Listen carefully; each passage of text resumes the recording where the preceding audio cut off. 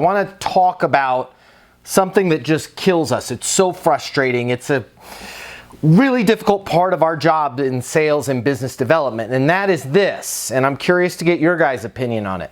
We've got a great idea, we've got a great product, a great service, we work for a great company, ourselves, we're awesome.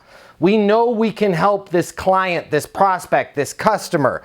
We lead with, because we're on eastonuniversity.com regularly, a voicemail that sounds something like this. Hey Alex, Matt Easton, founder of Easton University, you and I are connected on LinkedIn. I've got an idea that I'd love to get your opinion on. Can you give me a call on my mobile, 720-660-3202. We leave a skillful voicemail like that. They call us back.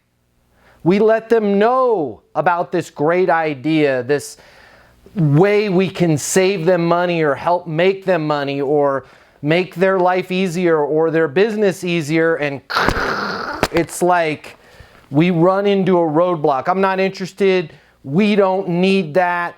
But you know they do. Who wants to unmute themselves and tell me why you think that is, that so often us as salespeople will reach out to somebody with an idea of how, let's say we can increase their revenue by 17%. We let them know that idea, and all of a sudden we get all of this pushback. Why do you think our prospects push back on us on these ideas? And then I'm going to give you a way that we can maybe solve that problem. Today it happens to me a lot. Good morning, everybody. I believe that it's either out of fear, just basically fear. And one of the things that I've been watching on the videos, especially on the power of communications and the perfect phone call, is that the 95% of the regular amateur approach has already burnt that bridge. I believe that's my take on the matter. I like that. Alex has got fear. They're a burn victim, right? How many calls do they receive every month from salespeople saying some derivation of I can save you 17%? Does anybody else have anything you want to add to that besides fear and they're a burn victim? I don't think sometimes people want to stir the waters. Sometimes leaving things the way they are is the safest option for people. Yep, status quo I'd call that. Bob, would you say fair enough on status quo? Great, so we've got fear, we've got their burn victims, they don't want to stir the water, status quo. Let me show you something that I think will help all of us today, okay? This dot right here, if you can see it, that's us, okay? This dot right here is our prospect, our client, our customer. Far too often when we're communicating directly with them, they're afraid, they're a burn victim, they don't want to change, and they see us as some sort of threat, right? So they see us as a threat, and so they're going to block or push back on us as we communicate to them. Here's the idea that I want to give you guys today, right here, right now. And I'm not saying this is wrong, this bi-directional, you to them. Hey, I've got an idea I want to get your opinion on. Hey, I think we can save you 17%, allow you to bill more to your clients and get paid more, whatever the situation is. But oftentimes when we're presenting these ideas directly, because of fear, because they're a burn victim, because they don't want to change, they push back. An idea I want to give you guys is I want you to think about introducing a third party, a third entity, a news article, okay? So my message to Alex, for example, let's say I sell payroll services.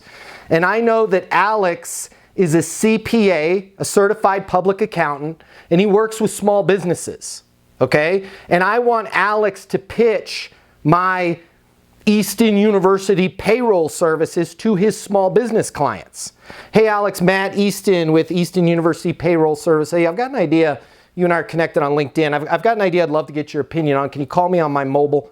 720-660-3202. Okay, Alex calls me back. Hey, it's Alex with Alex CPA. Yeah, what's up?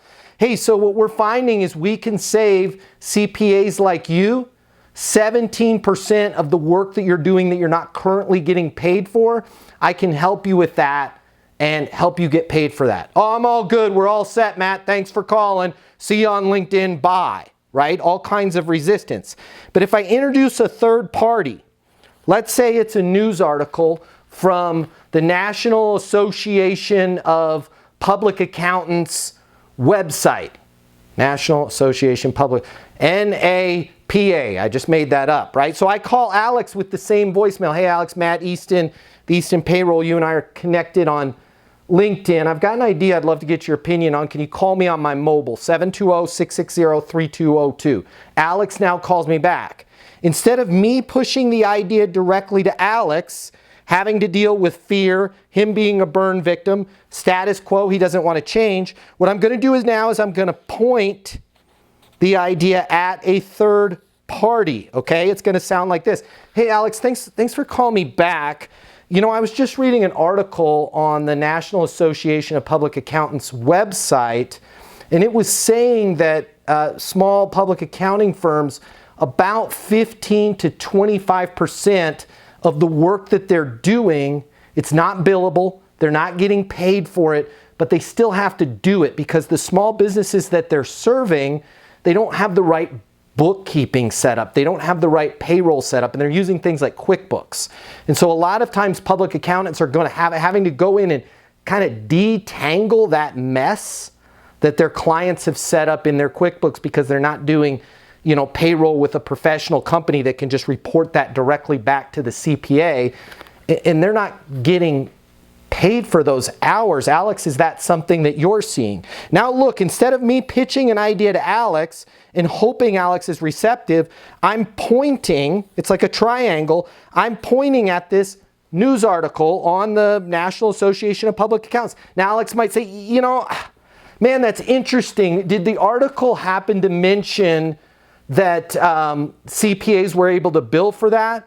You know what, Alex? In fact, it did. And in the article, they were mentioning that it's very difficult for CPAs to bill their clients for that because as small businesses, if the CPA billed for those hours, it wouldn't become cost effective. Yeah, that's why I haven't been charging for that, is because a normal small business that I charge $1,800 to do their taxes every year. I mean, gosh, if I charged them for all the work I really had to do untangling their QuickBooks, my bill would be like $7,000, and there's just no way they could afford me. Yeah, got it. I mean, that's why I was thinking of you when I read this article, because that's, in fact, kind of the similar situation that my clients are in. Of course, they would love to charge for all the work that they're doing, but it just doesn't make sense in terms of the billing, you know. That's something that we're finding at Easton University Payroll is if we can get these clients on board with us, although you wouldn't get paid for all of those extra hours, what we're able to do is make sure that you're getting paid for the hours that you're actually working, right? So you're not having to do all that extracurricular investigating, unraveling, untangling of your client's QuickBooks accounts, and you're just getting a crystal clear report from us on exactly what went out. It's all columned, it's all set up, just so that you can import that directly, into your tax filing. Does it make sense for us to get together for maybe 20 minutes? I can kind of talk to you about how things are set up, and then a program that we have where you can easily send out an email or put a mailer in with your monthly statements, and we can hopefully get most of those clients that you're spending a lot of extra hours on board with us, so that we can pick up that work and do the heavy lifting for you. Yeah, that might be interesting. How long would it take for us to do that? It's just 15 minutes. I could kind of look at it, and then we can kind of go through some options. We'll cover the marketing cost on the mailers and everything there. Do you notice how when you bring up an idea with somebody, even though it was the same idea, hey Alex, about 15 to 25% of the work that you're doing, you're not getting paid for. Oh, yeah, I am. I get paid for everything that I'm doing. When I directly bring an idea to a client, because they're afraid, because they're a burn victim, because they don't want to change, they're inherently going to push back on me. But if we point this at a news article, hey, I just read an article in this journal. I just saw something. I just attended an event that found that advertising companies are blank, blank, blank, right? You could even point it at a third client. Hey, the reason why I wanted to reach out to you, Alex, is we had a client in a very similar situation. I don't want to I'm not at liberty to really say their name because I don't want to share their personal information, but what we found is, north of 20% of the work that they were doing, they weren't getting billed for. And I just wanted to make sure you were aware of this, because once we discovered the problem, it was pretty easy to solve. Does it make sense for me to kind of walk through what we did for them and see if you're seeing some of these things? The more you can point your ideas at a third party, client, association, article that you read, event you attended, the more receptive that client is going to be to your ideas. The world of sales has completely changed. Today's customer has access to more information. Today's customer has more choices. The business world needs you. Studies have shown that 84% of salespeople fail to achieve their goals. The old sales training, it just doesn't work today. I'd like to teach you how to take the stress out of selling in a way that's meaningful to you and your customers and get you 7 times more business. I'll show you how the perfect sales process works. I'm gonna walk you through everything from prospecting to closing the deal. I'm gonna show you how to determine your prospects' wants and their needs so you can build value in your solutions. You will learn how to handle any objection or complaint. I'm gonna show you how to connect with your customer so it's easy for them to buy from you. I've taught the best companies in the world and thousands of people just like you how to hit their targets. Selling is complicated. I'll simplify it for you. There's more competition than ever before.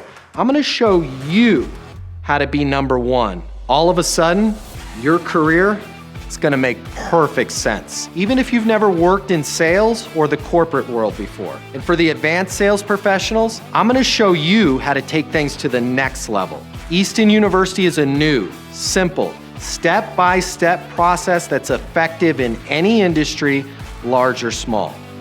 You are about to become a certified master sales consultant. I'm Matt Easton, and this is Easton University.